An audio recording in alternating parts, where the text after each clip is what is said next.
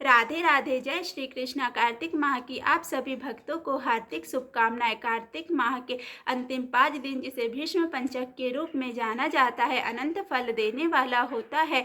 इन 5 दिनों में जो भी भक्त कार्तिक स्नान करता है और दीपदान करता है, उसे पूरे कार्तिक महीने में जो फल की प्राप्ति होती है, उसी प्रकार फल की प्राप्ति होती है।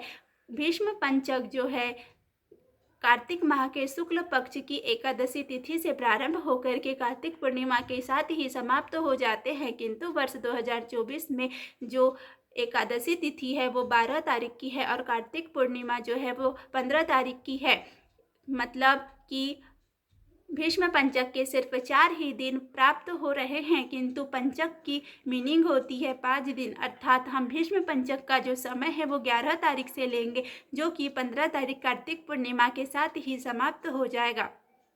आगे के वीडियो में हम देखते हैं कि भीष्म पंचक कार्तिक माह के अंतिम 5 दिनों को भीष्म पंचक ही क्यों कहा जाता है। एक बार महाभारत के युद्ध के दौरान भीष्म पितामह बाणों की सैया पर लेटे हुए सूर्य के उत्तरायण होने का इंतजार कर रहे थे। उसी समय भगवान श्री कृष्ण 5 पांडवों के साथ उनके समीप आए और उन्होंने भीष्म पितामह से कहा कि पितामह, आप इन पांडवों को राजधर्म, वर्ण धर्म और मोक्ष धर्म की उपदेश दीजिए। तब भीष्म पितामह ने लगातार 5 दिनों तक पांडवों को धर्म में उपदेश दिया, जिससे भगवान श्री कृष्ण बहुत प्रसन्न हुए और उन्होंने भीष्म पितामह से कहा कि पितामह, आपने जो इन्हें धर्म में उपदेश दिया है उससे मैं अत्यंत प्रसन्न हूँ।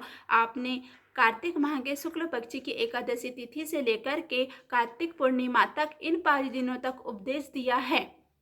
इन 5 दिनों को मैं भीष्म पंचक के व्रत के रूप में स्थापित करता हूँ। जो भी भक्त इन 5 दिनों में आपके नाम से जल को अर्पित करेगा, आपके नाम से व्रत पूजा अर्चना करेगा, उनकी पूजा स्वयं मैं स्वीकार करूँगा और उन भक्तों के विविध प्रकार के दुखों को नष्ट करके अंत में विष्णु लोक में स्थान दूंगा। तब से लेकर भीष्म पंचक का व्रत किया जाता है, जिसकी पूजा स्वयं भगवान विष्णु को स्वीकार करते हैं।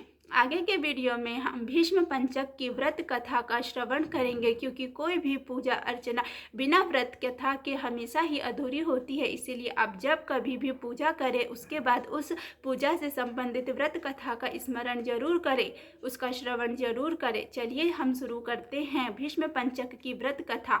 एक समय की बात है, कानपुर नामक गाँव में एक वृद्ध ब्राह्मण रहता था। वह ब्राह्मण बहुत ही गरीब था, जिसके कारण वह हमेशा से ही दुखी रहता था।